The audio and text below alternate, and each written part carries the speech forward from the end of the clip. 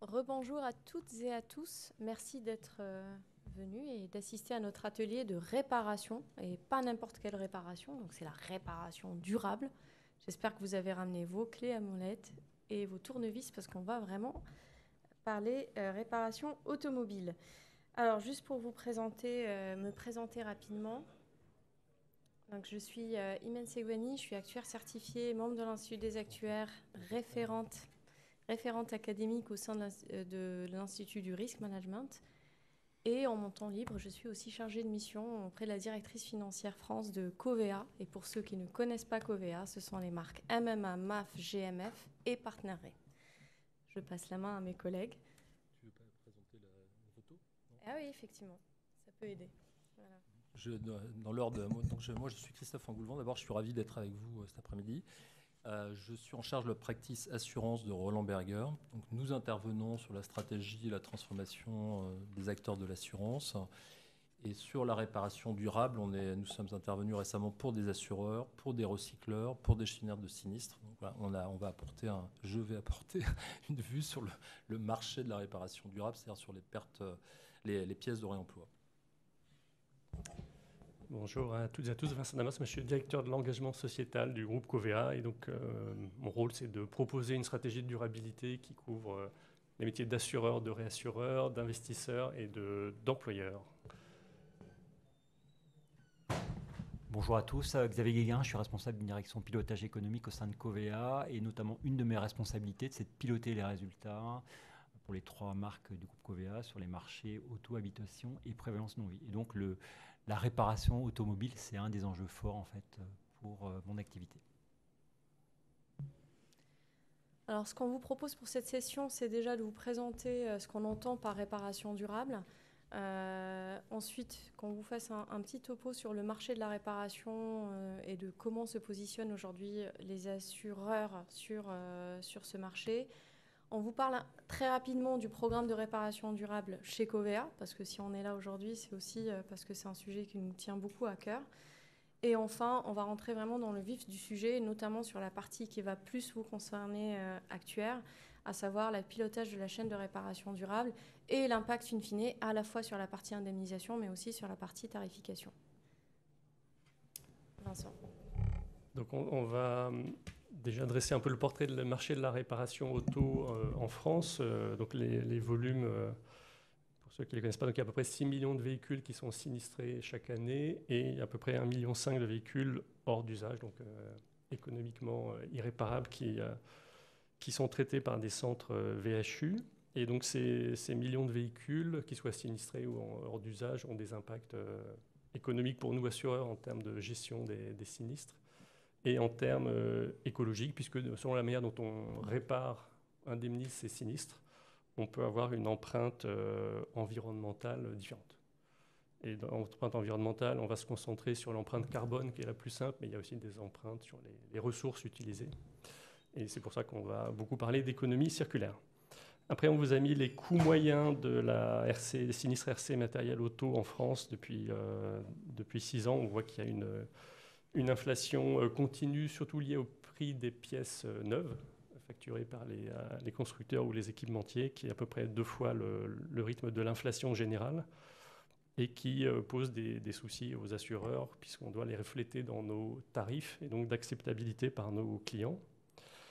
Et à droite, on voit la fréquence de RC matériel auto. Alors, si je mets de côté l'année 2020 et 2021 qui sont particulières liées au Covid, au fait que les personnes roulaient moins, on voit une tendance de légère décroissance, mais qui ne compense pas la hausse du coût moyen. Et on peut se demander si cette tendance est structurelle ou plus conjoncturelle. Alors après, si on rentre dans les sujets environnementaux, on vous a mis à droite des estimations de place sur donc une pièce de réemploi, c'est à peu près 5 fois moins de CO2 qu'une pièce neuve, puisqu'elle a déjà été construite et utilisée dans un véhicule, et 40% moins cher en moyenne qu'une pièce. Alors, c'est des généralités, ça dépend de chaque pièce, évidemment. Et sur la réparation, c'est encore plus efficace, encore moins coûteux, 70% moins cher qu'une pièce neuve et 10 fois moins de CO2.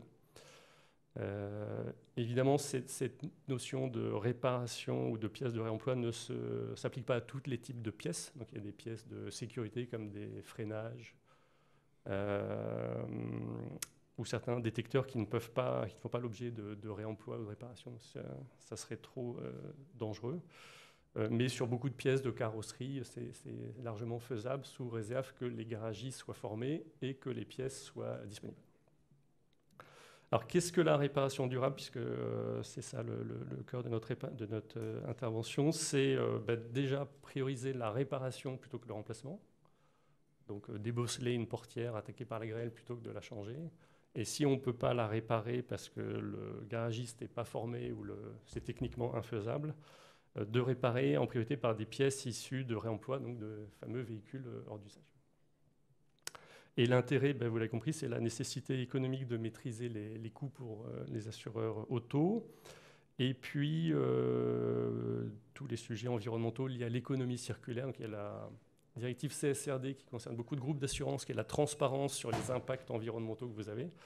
Et la loi AGEC qui favorise les filières circulaires dans toutes les filières françaises. Alors après, on a un contexte de l'univers automobile qui est en pleine mutation, avec la transition énergétique qui touche ce secteur comme tous les autres secteurs, avec en Europe donc la fin des véhicules thermiques neufs d'ici 2035, qui fait l'objet de beaucoup de lobbying des constructeurs pour repousser cette échéance. Et ensuite, d'un point de vue technologique, vous avez des véhicules de plus en plus connectés, assistés, donc ce qui est une bonne chose, puisque ça limite, c'est une partie des raisons qui font que la fréquence de sinistres diminue, c'est qu'il y a beaucoup plus de systèmes de freinage d'urgence, d'assistance en franchissement de ligne, etc. Mais ça a aussi un coût sur la réparation, puisque toutes ces pièces électroniques sont chères à réparer, elles sont plus nombreuses qu'avant. Et ensuite, on constate que les constructeurs automobiles optimisent les coûts de production des véhicules pour baisser le prix de vente. Donc c'est tout le phénomène, par exemple, des gigacastings où les pièces de carrosserie sont moulées dans des techniques qui coûtent moins cher à la production, mais par contre, en termes de réparation, quand le véhicule est sinistré, ça coûte plus cher parce que c'est une énorme pièce et non pas un bout de portière ou de pare-choc. Et après, les attentes sociétales, c'est l'accord de Paris qui engage encore beaucoup d'États, si je mets de côté les États-Unis, et donc chaque secteur dans ces pays signataires doit faire ses efforts, et la transition vers l'économie circulaire. Et après, il y a tous les sujets qui sont pas négligeables de formation des techniciens dans les garages, les carrosseries, ou les glaciers, où ces techniques de réparation ont été un peu perdues, parce qu'à une époque, il y avait moins d'inflation des pièces neuves, il n'y avait pas ces sujets environnementaux, et donc on remplaçait par une pièce neuve sans trop se poser de questions. Et donc pour nous, il y a un vrai enjeu de filière de bien former les techniciens pour qu'ils soient capables de mettre en œuvre ces techniques. Et c'est aussi positif pour l'emploi local, puisque ça permet à la fois le recyclage et la réparation, de créer des emplois en France non délocalisables. Et dernier point de mon introduction, c'est le lien entre les coûts de la réparation et leur empreinte carbone. Donc, dans la CSRD, chaque assureur doit publier, enfin chaque entreprise doit publier son bilan carbone complet selon les normes communément admises, notamment le GHG protocole. Et dans ces postes du bilan carbone, il y en a un qui est les émissions liées à l'utilisation des produits vendus. Et dans l'assurance, ça veut dire en partie les émissions liées à la gestion des sinistres. Donc combien ça a émis de CO2 de réparer ou de remplacer les pièces. Alors aujourd'hui, il n'y a pas de méthodologie communément admise et il y a assez peu de données. Des données pas encore convergentes sur comment on calcule ces émissions des sinistres. Et donc, dans ce qu'on a vu aujourd'hui sur le marché français, seul Groupama et Crédit Agricole Assurance ont publié leur empreinte carbone des sinistres avec des périmètres très différents. Donc, Crédit Agricole, c'était uniquement les sinistres auto. Groupama a fait tous les sinistres, y compris tous les sinistres non-vie, y compris habitation. Et les montants, vous voyez, sont très différents. Encore une fois, parce qu'il n'y a pas d'harmonisation, il y a beaucoup d'écarts méthodologiques. Et si on regarde en proportion du total du bilan carbone, chez l'un, ça représente 0,3% du total du bilan carbone et l'autre 29%. Donc on voit bien qu'on ne mesure pas la même chose. en termes de périmètre et aussi en termes de méthodologie d'inducteur. Voilà. Et tous les autres, y compris Covea, n'ont pas publié, beaucoup parce qu'on estime que les données ne sont pas encore matures, mais on va tous devoir le publier un jour.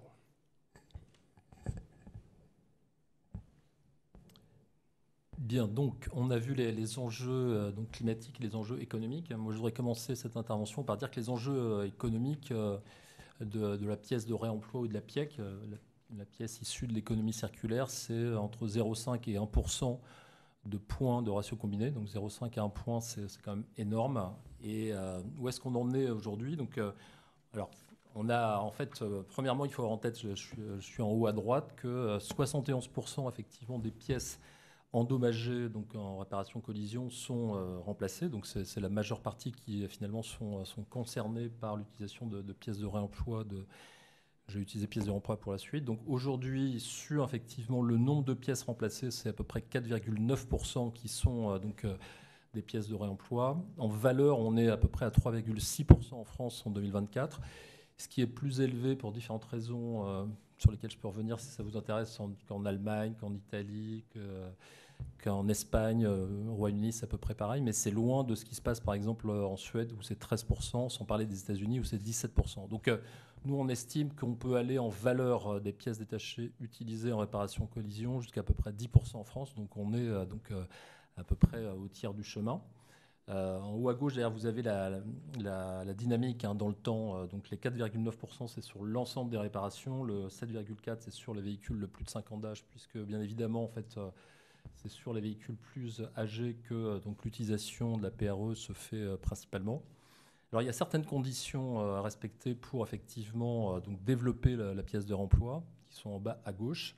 D'abord, bien évidemment, il faut que ces pièces soient disponibles donc, rapidement. On est maintenant aujourd'hui, la réparation, c'est quand même beaucoup en 24/7. C'est-à-dire qu'il faut effectivement que le véhicule puisse donc être réparé dans les 1 à 2 jours, donc une fois expertisé.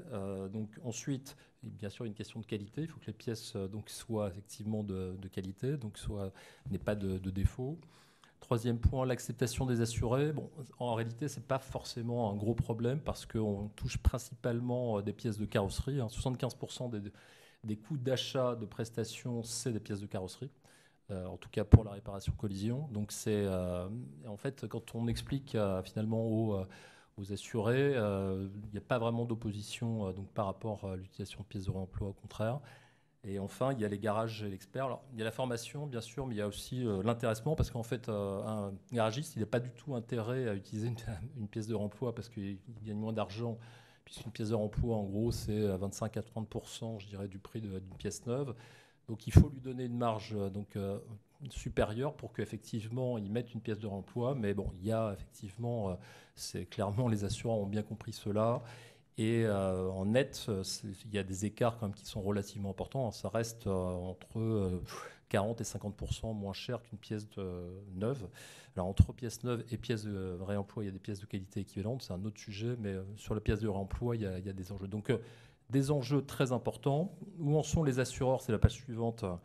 Alors sur la gauche, vous avez une autre façon de comptabiliser les progrès qui sont faits dans l'utilisation des pièces de réemploi. C'est sur les expertises qui sont faites, le pourcentage de cas où il y a utilisation d'une pièce de réemploi. Donc on n'est pas un pourcentage des pièces, mais on est en nombre de cas de figure où il y a effectivement une utilisation de pièces de réemploi. Donc on voit quand il y a une progression, on va dire ça a vraiment décollé depuis 2022, où on est à peu près à 17%. Les objectifs des assureurs, quand ils en ont, je crois qu'on en reparle après, c'est plutôt 30%. Donc on revient à cette logique. Nous, on préfère raisonner en valeur des coûts de réparation sur les pièces détachées.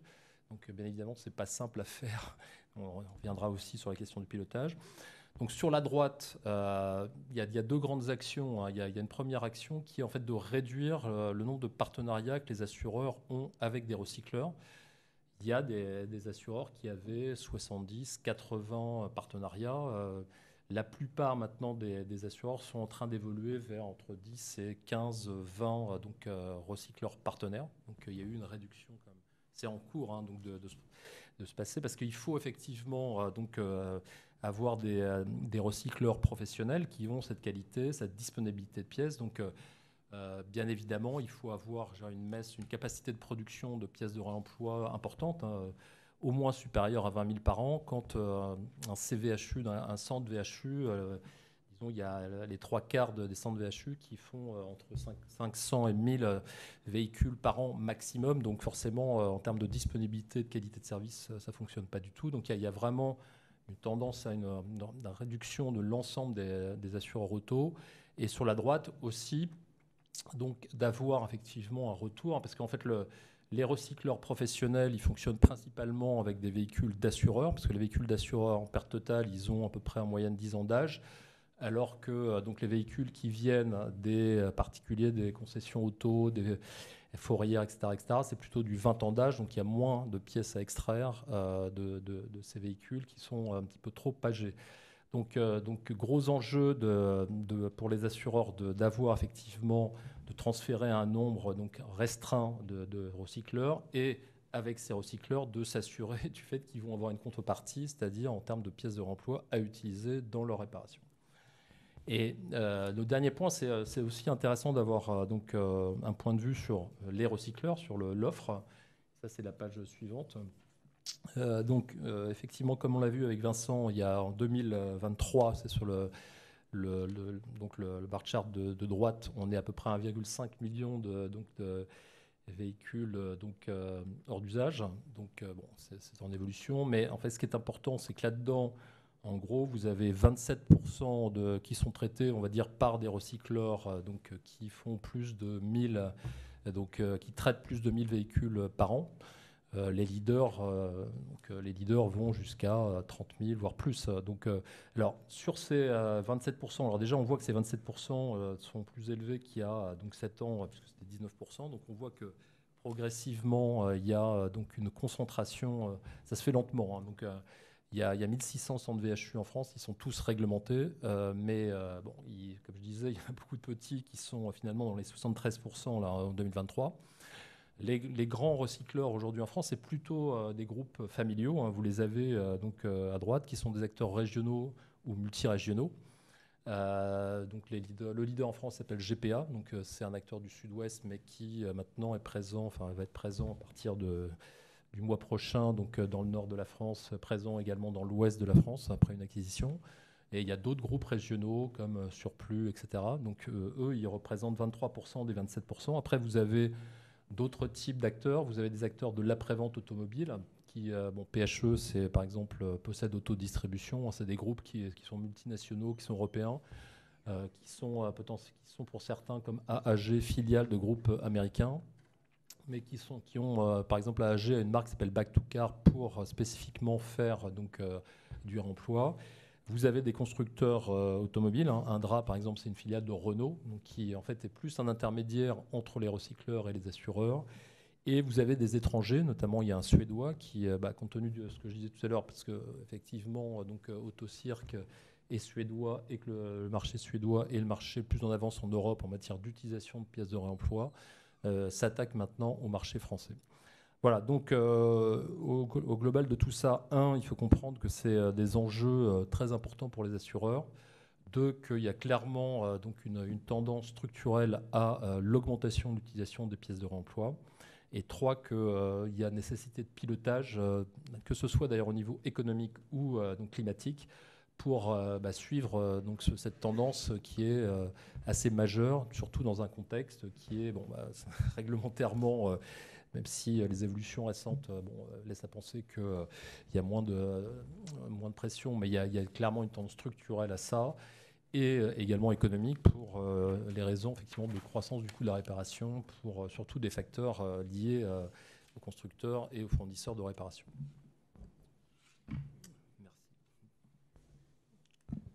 Un petit mot rapide sur le programme de réparation durable. Donc, Covea, aujourd'hui, à travers ses marques MMA, MAF et GMF, est leader en assurance automobile.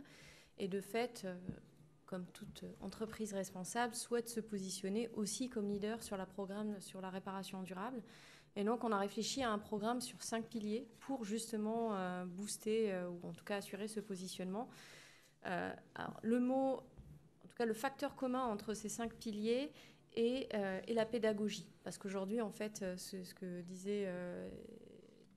disiez tout à l'heure, Vincent et Christophe, c'est qu'on est sur un marché qui prend vite, mais qui reste quand même un marché sur lequel il faut faire de la formation et de la pédagogie.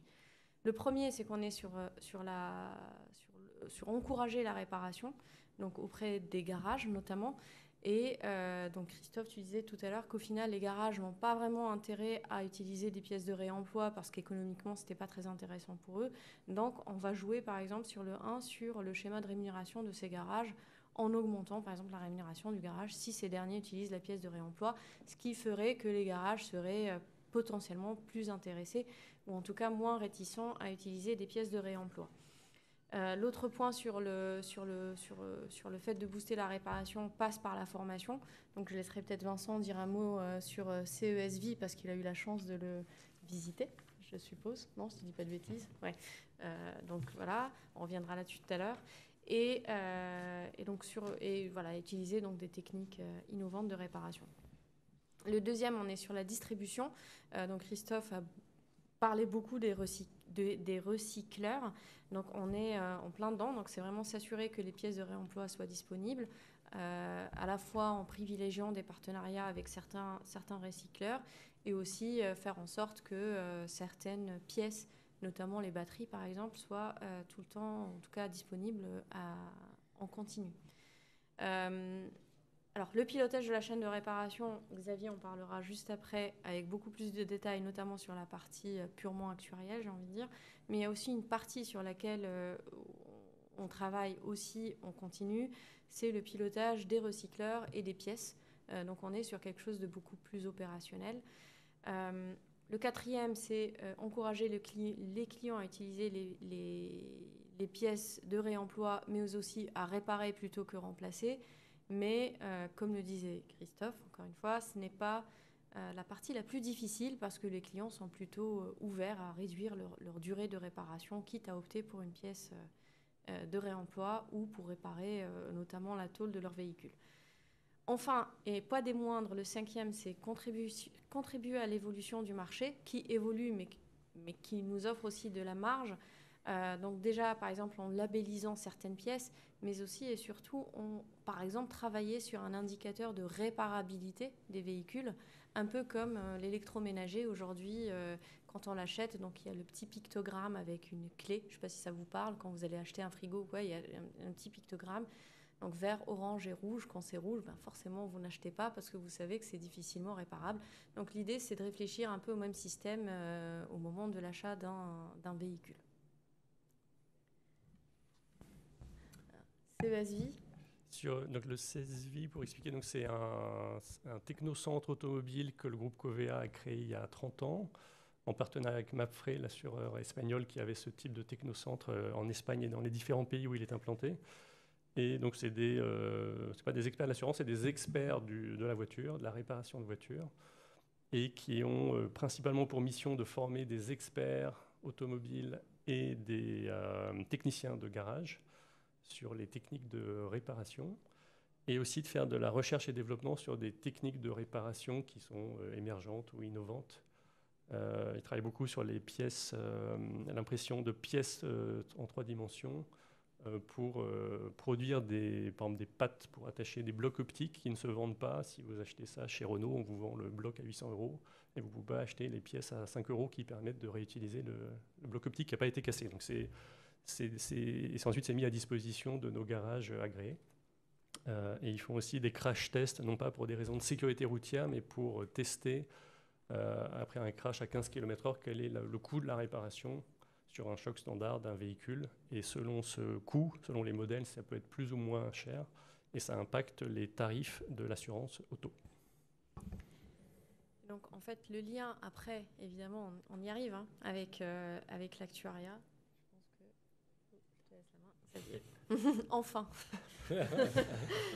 Alors, le pilotage de la chaîne de réparation durable en auto est primordial en fait d'un point de vue opérationnel et économique. Alors, donc déjà en fait, il a fallu déterminer en fait des indicateurs à piloter d'un point de vue opérationnel. Donc, on a fait des analyses de marché en fait pour savoir en fait comment le marché, quels indicateurs étaient pilotés par le marché.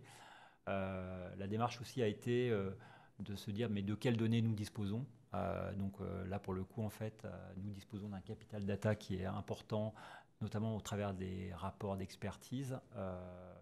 Vincent l'évoquait juste à l'instant en fait sur l'impression des pièces 3D en fait dans le cadre de la réparation. Dans nos data, en fait, on peut savoir en fait quelles sont les pièces les plus souvent réparées, donc, ce qui permet aussi de voir en fait quel pourrait être l'intérêt de reproduire ces pièces sous réserve de faisabilité évidemment. Donc voilà. Et puis ensuite, alors Covea, c'est un groupe avec 3 marques, donc il faut se mettre d'accord aussi sur des indicateurs qui sont valables pour les 3 marques. Donc là, en fait, on s'est mis d'accord sur un indicateur commun pour les 3 marques. Et puis ensuite, on s'est fixé un objectif, en fait, une fois qu'on a déterminé cet indicateur. Donc là, ce sont les indicateurs marchés. En fait, vous voyez, il y a une certaine hétérogénéité, en fait, des indicateurs entre assureurs. Christophe a un petit peu évoqué, en fait, entre le taux de pièces réparées sur l'ensemble des pièces potentielles, ou le taux de rapport d'expertise avec au moins une pièce de réemploi. Voilà, ça c'est 2 indicateurs un peu différents déjà. Il y en a d'autres en fait sur le marché. Il y a différents indicateurs qui existent, donc il y a une certaine hétérogénéité en fait entre ce qui est suivi par le marché. Du côté Covea, historiquement, on a longtemps suivi en fait le taux de rapport avec au moins une pièce de réemploi, la PRE, donc pièce de réemploi. En fait, alors l'atelier, on parle de pièces de réemploi ou de réparation. Donc en fait, du coup, en disant on suit uniquement la pièce de réemploi, donc il y a un gap en fait dans ce qu'on veut suivre, et donc il fallait aussi suivre en fait les pièces réparées. Donc on s'est mis d'accord sur un indice de réparation durable. Donc c'est le nombre de pièces réparées ou remplacées par de la pièce de réemploi parmi les pièces éligibles à la réparation durable. Donc ça, c'est l'indicateur en fait qu'on s'est défini et que l'on va suivre, sur lequel on va fixer des objectifs en fait dans le temps. Alors, et donc là, je vais parler un petit peu de la vision un peu économique en fait. Là, pour le coup, on a parlé de pilotage plus opérationnel.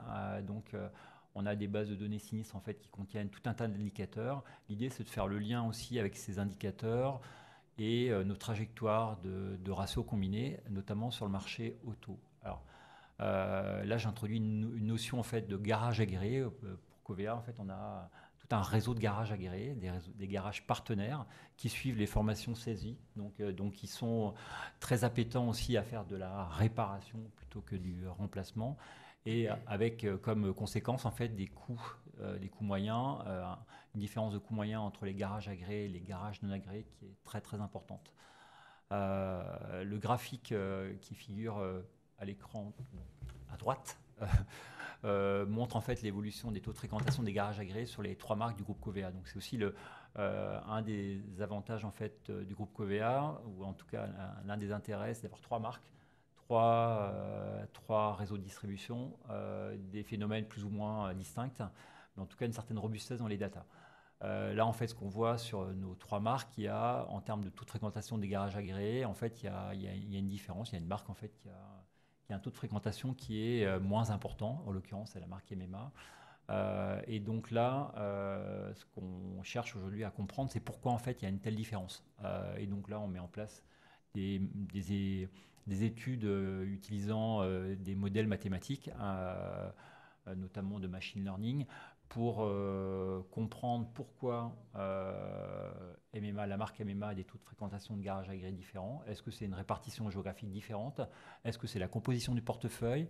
Est-ce que c'est le rôle des agents, l'intermédiation qui influe aussi sur le taux de fréquentation des garages agréés? Donc les analyses à plat en fait ne suffisent pas. Donc pendant longtemps en fait on s'est contenté de faire des analyses à plat. Donc là on a besoin en fait de travailler sur des modèles multivariés, et donc c'est ce qu'on fait actuellement.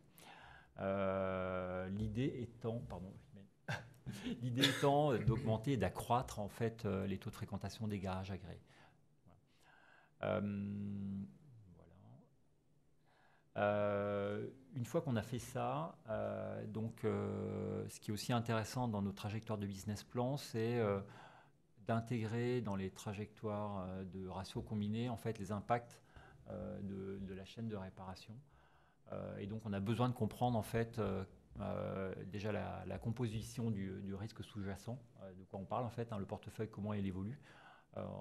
On a évoqué tout à l'heure en fait des véhicules qui sont de plus en plus sophistiqués. On a évoqué aussi des coûts moyens qui augmentent de manière conséquente. Un des premiers slides présentés par Christophe. Et donc, dans ce cadre-là, en fait, on a le coût moyen. C'est une variable en fait qui renseigne tout un tas d'informations. Et donc, il s'agit de capter en fait la bonne information sur ce coût moyen, et notamment d'intégrer l'impact en fait de la réparation durable sur les trajectoires de coût moyen, et donc de capter cette bonne information, d'appréhender en fait, j'ai indiqué en fait les garages agréés, l'impact garage agréé, d'appréhender aussi comment en fait la réparation va diminuer notre coût moyen, et donc de bien comprendre en fait, de bien décomposer le coût moyen et d'exploiter le plus possible en fait les bases dont nous disposons. Donc ça en fait relativement compliqué,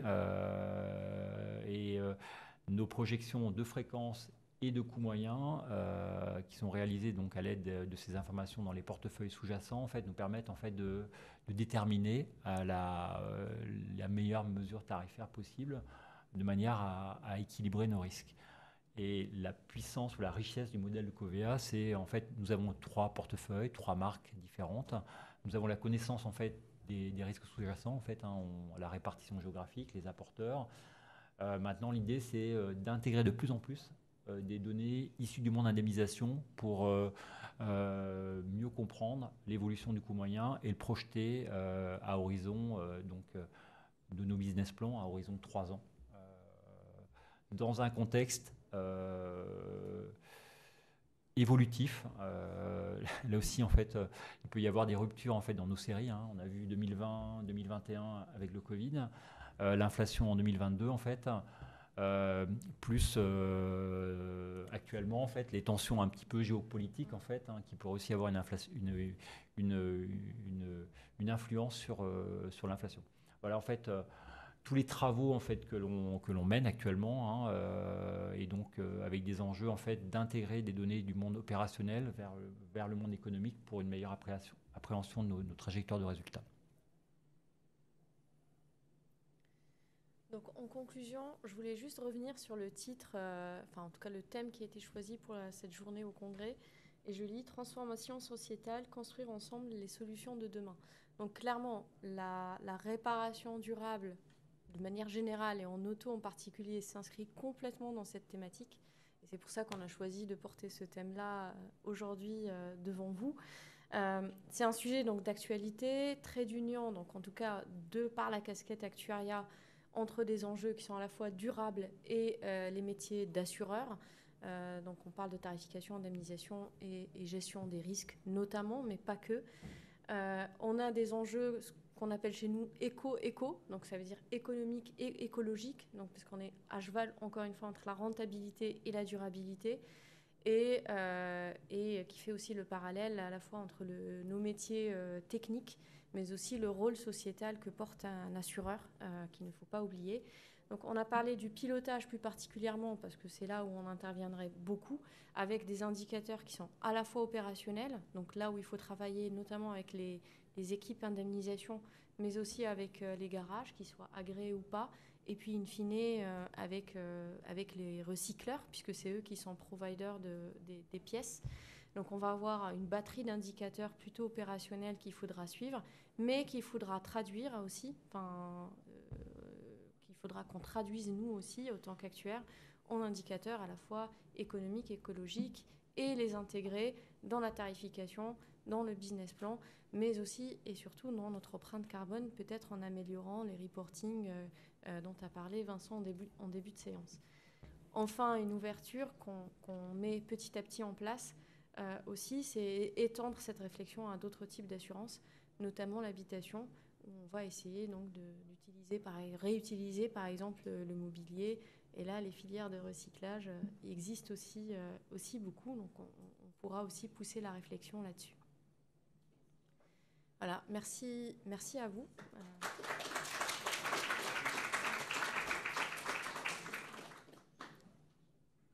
vous avez des questions?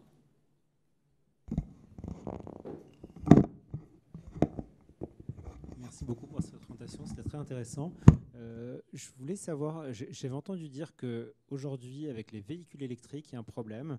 Ils sont très peu réparés parce qu'un véhicule électrique, dès qu'il a eu un choc, il faudrait changer les batteries parce qu'on ne réutilise pas les batteries après un choc à cause de problèmes de sécurité. Et en fait, la batterie, c'est le coût essentiel d'un véhicule électrique. Donc en réalité, on ne répare pas un véhicule électrique qui a eu un choc. Même si c'était un choc relativement modéré, on change le véhicule. Du coup, est-ce que cette démarche de réparation et de réemploi, elle ne va pas se heurter à un mur le jour où, après 2035, on n'aura moins de véhicules thermiques et en fait, on ne pourra pas vraiment réparer les véhicules électriques parce qu'il faut changer les batteries et donc en fait changer le véhicule. Moi, Je laisse les experts. Les véhicules électriques sont réparés quand même, parce que des chocs, des collisions, il peut y avoir des collisions qui sont des collisions de tôle sans sans que la batterie soit affectée. Donc il y a quand même pas mal de véhicules électriques qui sont effectivement réparés.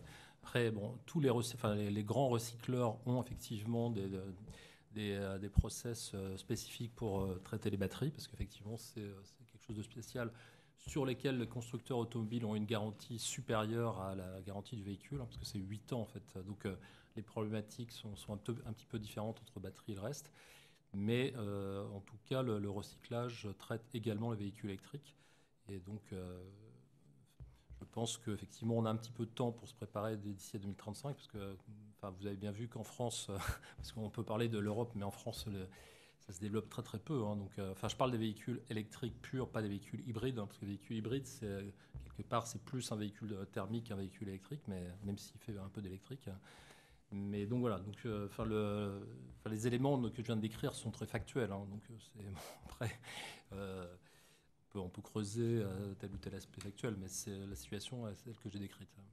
Merci. Bonjour. Et juste en complément, donc on a aussi des discussions chez Covea avec certains constructeurs qui estiment que quand il y a un choc avec un airbag qui se déclenche, la batterie doit être jetée, ce qui coûte évidemment très cher et est une aberration d'un point de vue écologique, alors que si on fait des diagnostics et qu'on montre que la batterie est en bon état, on n'a pas de raison de la jeter à la poubelle. Et tous les constructeurs n'ont pas la même position sur les normes de sécurité appliquées, donc on a aussi des discussions entre professions de l'assurance et constructeurs sur ces sujets. Bonjour, j'ai deux questions. Première question, c'est par rapport à la réparation durable. Comment on peut garantir la iso-performance par rapport à l'utilisation de pièces neuves? Précisément, est-ce que vous avez observé des fréquences plus élevées pour ce type de véhicule a été réparé de façon avec réparation durable? C'est ça la première question. Ensuite, la deuxième question, c'est par rapport, vous avez dit qu'on peut gagner jusqu'à 1% de ratio combiné. Ce gain, est-ce qu'on prévoit de distribuer ce gain en forme de récompense pour les assurés, vu qu'ils ont accepté la réparation durable? Donc, c'est mes deux questions. Merci. Sur la première question, en fait, il n'y a pas d'impact sur la sinistralité de réparer avec des pièces de réemploi par rapport à des pièces neuves. Parce qu'en fait, on est sur des pièces de carrosserie, donc il n'y a pas vraiment d'impact sur le sujet. Sur l'aspect économique, oui, votre question était sur... Le gain de 1% de ratio combiné, est-ce que ça peut distribuer aux assurés parce que vu qu'ils acceptent... Le gain de 1%, on n'y est pas encore, puisqu'en fait, pour gagner 1%, il faut aller à 10% de valeur de pièces de réemploi sur le total des pièces. En fait, il y a un acteur en France qui, je peux le citer parce que c'est factuel, qui s'appelle le Crédit Mutuel, Assurance du Crédit Mutuel, qui a décidé de dire, en fait, si vous nous donnez l'autorisation d'utiliser des pièces de réemploi, alors on va effectivement vous faire une remise. Mais je dirais que c'est pas du tout, généralisé, puis c'est pas très incitatif en réalité pour les clients, ce qui fait qu'en fait, commercialement, ça marche pas très bien. Mais on est dans c'est un marché très compétitif, l'assurance auto, donc les ratios combinés sont pas forcément très bons, même si ils sont plutôt inférieurs à 100, mais je ne pense pas que l'enjeu soit uniquement de redistribuer aux clients des gains techniques. Les clients, ils sont aussi contents de participer à la réduction des émissions de gaz à effet de serre. Donc, ils ne cherchent pas, en fait, par le biais de la réparation durable, forcément une remise de prix. C'est pas ils cherchent. C'est très compétitif sur les prix, donc ils vont chercher effectivement des prix bas en assurance auto, mais pas forcément en contrepartie d'utilisation de pièces de réemploi. Peut-être juste pour compléter sur cette deuxième partie économique, et je te laisserai Xavier me corriger, mais c'est vrai qu'en fait, je pense que ça dépend effectivement des assureurs, mais c'est vrai que Covéa, n'étant pas à la recherche d'une profitabilité immédiate, parce qu'on est un groupe mutualiste de toute façon, en fait, justement, le gain qu'on va faire, on espère faire en tout cas sur la partie coût moyen, on va le répercuter aussi sur la tarification. Donc, d'où tous les travaux qui sont aujourd'hui faits. Alors, c'est peut-être pas le client qui a choisi la réparation durable qui va en bénéficier, mais en tout cas, l'ensemble, on va dire, des sociétaires. Ouais, je confirme en fait, parce que on subit aussi les constructeurs en fait. Le coût des pièces est à augmentation très très forte. En gros, c'est 3 fois l'inflation en fait, et donc c'est quelque chose qui est pas supportable en fait pour nous assureurs et pour les assurés en fait. Donc c'est quelque chose en fait de vertueux, je trouve, d'un point de vue économique en fait, de prôner la réparation. Et tu l'as dit, Imen, c'est Covéa est un groupe mutualiste en fait. Donc du coup, c'est la mutualité qui en bénéficie. Merci. Bonjour, merci beaucoup. Est-ce que vous pourriez remontrer la slide sur les indicateurs est-ce que j'ai eu un trou dans la raquette, mais est-ce que ce sont des indicateurs du groupe Covéa ou de marché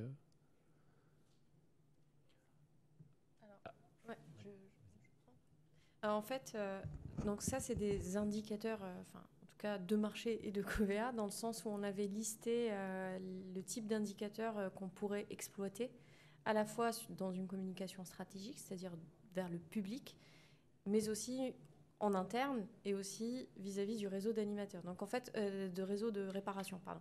Du coup, on a listé l'ensemble des indicateurs.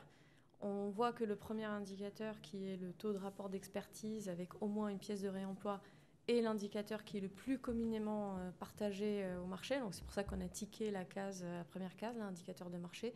Donc on pouvait l'utiliser pour se comparer, on va dire, au marché de manière générale. Et puis on va avoir d'autres indicateurs qui vont parler aux réparateurs. Et aussi le dernier, donc on a décidé de retenir, qui est pour nous à la fois un indicateur d'animation, parce que voilà, c'est comme ça, mais c'est aussi un indicateur stratégique, parce que, comme l'a dit Xavier, il englobe à la fois la réparation et le remplacement. Parce qu'en fait, juste le premier indicateur, par exemple, qui est un indicateur de marché, il ne prend pas en compte l'aspect réparation, parce qu'on est vraiment sur les pièces qui ont été...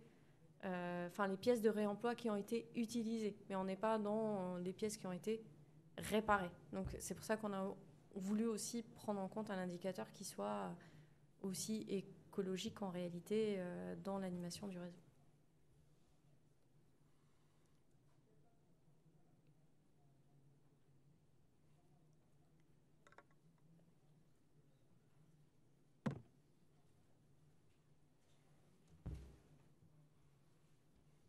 Vous avez parlé de pilotage, de la réparation durable, qui je comprends est très axé sur l'aspect financier. Est-ce que vous envisagez à un moment de faire des arbitrages au-delà du critère économique sur le critère d'émission, puisque aujourd'hui on voit que quand on est dans cette équation, un facteur limitant notamment va être le prix de la pièce, pour décider de l'opportunité de réparer ou pas.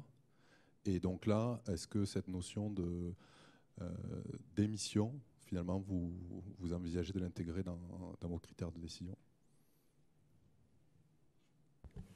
En tout cas, on a fait des calculs en interne pour estimer les émissions des sinistres automobiles et habitations. On ne les a pas publiés parce qu'on estimait que ce n'était pas mature.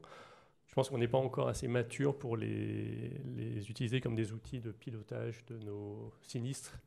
et de les partager avec nos garages agréés, mais ça fait partie des pistes aujourd'hui. En fait, il y a beaucoup de...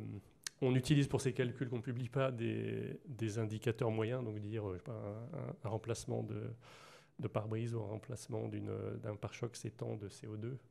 Ce qu'il faudrait arriver, c'est de dire dans tel garage agréé qui met en œuvre telle méthodologie et qui a tel système de cabine de peinture, par exemple, c'est moins émissif que d'un autre. Et ça, on n'est pas du tout à ce niveau de granularité, mais on va devoir y aller si on veut être vraiment très fin.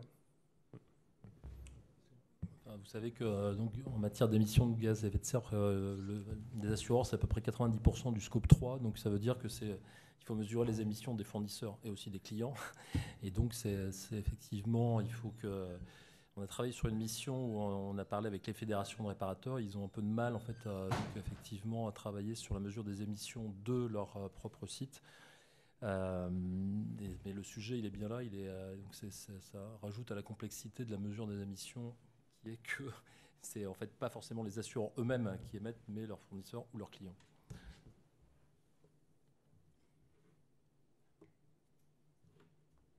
Je ne sais pas s'il y a d'autres questions. Oui.